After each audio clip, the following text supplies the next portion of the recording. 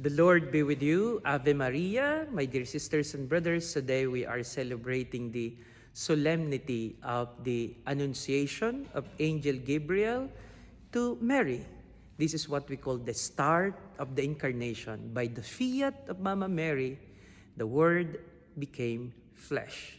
In the Gospel of St. Luke, chapter 1, verses 26 to 38, the angel greeted Mary with these three words: Rejoice, do not be afraid, listen. The first greeting was rejoice, because the angel Gabriel would like Mary to realize how blessed she was by the Lord. And by being blessed, our reaction should always be rejoicing. If we rejoice, that means you feel the blessings of God. Do not be sad today. If you feel you are blessed, rejoice and complain no more.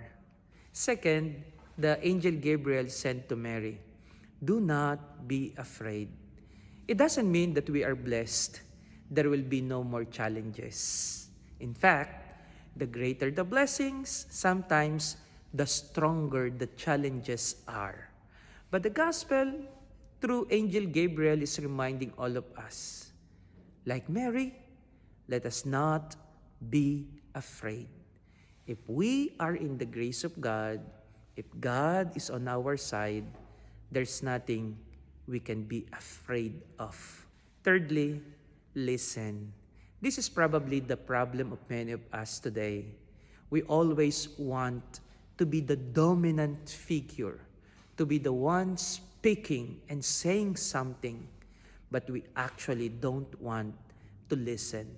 And even in our relationship or conversation with God, we always want to be the one speaking and talking and not allowing time for God to speak to us, so that we may continue rejoicing and so that our fears will be erased.